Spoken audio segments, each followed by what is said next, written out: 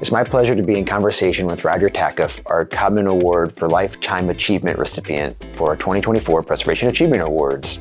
It's a joy to be able to talk to people who are involved in the preservation of the past because they have been the ones who have created the city that I get to enjoy today. How did you get involved with the Alliance? In my early 20s, I had found an apartment on St. Germain Street when I was still at business school. Because I had to build my house, renovate my house, I got into the business and I loved it. The preservation movement was very important to me.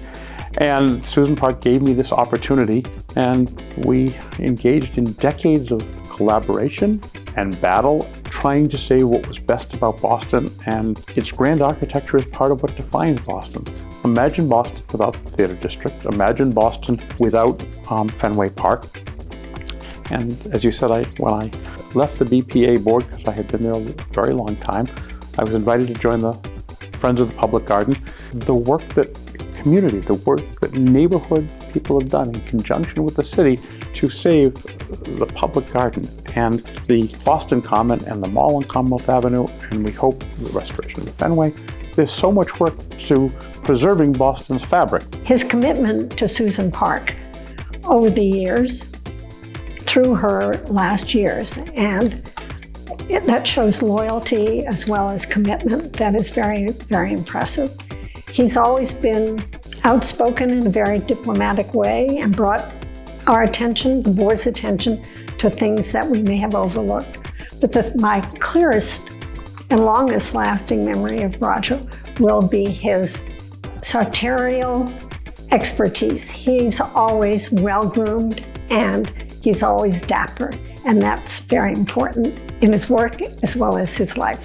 Why do you feel this fabric of these stories, these places are important to maintain for future generations to experience? Walk through the West End. Tell me what type of neighborhood feel you have in the West End. There's a bunch of high-rise buildings. There's a doorman. There's a circle in front. You go upstairs and there's anonymity. People don't know each other. And there's a few buildings left. Go into the South End. Go into East Boston. Go into Dorchester. Neighborhood by neighborhood, block by block, there's a sense of community and fabric.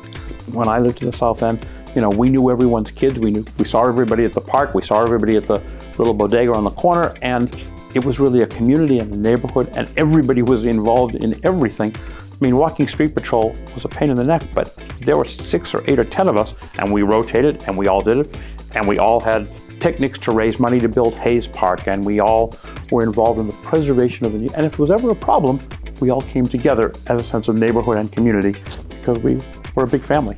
So Roger was the one who actually introduced me to the Alliance, and my first memory was when Roger had an argument with Susan Park over some preservation issue.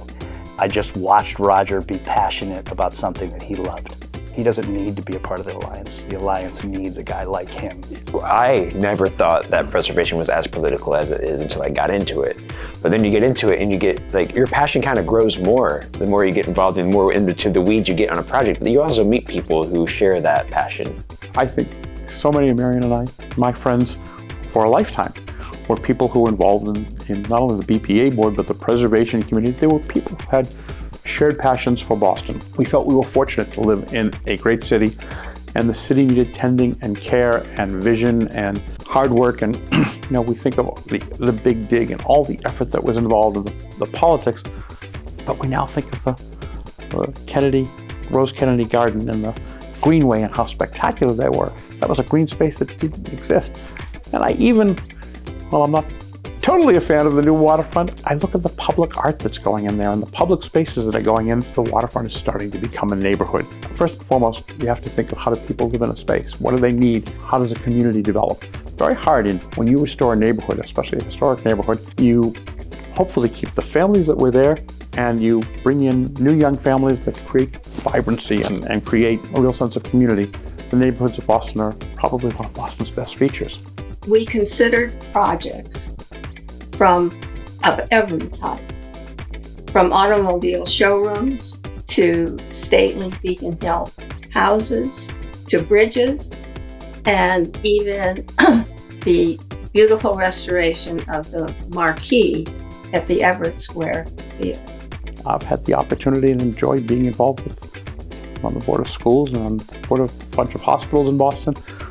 Being involved with trying to leave the city a better place than I found it is in my DNA. It was in my parents and grandparents, and I'm the luckiest guy in the world to have the opportunity, and the Preservation Alliance really gave me an opportunity to make a difference.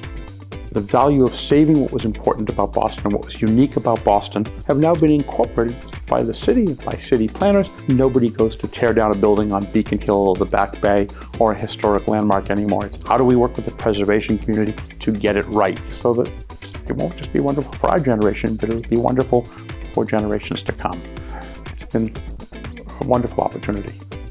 Roger, where do I start? We go back so far, it's almost as old and long as some of the historic buildings that are so near and dear to your heart. Your commitment to preserving and protecting our city has been unabashedly a passion for your entire career. And our city and our historic neighborhoods owe you a debt of gratitude for everything you've done to maintain the beauty that was created so long ago. I feel really fortunate to be able to count you among my friends and look forward to celebrating a well-deserved recognition tonight. Thank you, Roger. Roger started out a client, but he really ended up a great friend, an important figure in my life, a mentor, kind of like a big brother in a lot of ways. He's awesome.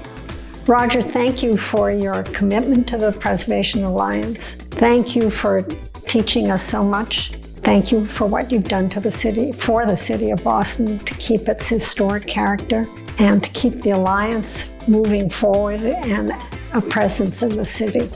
A salute to Roger, a wonderful, caring friend from whom I've learned so much about Boston.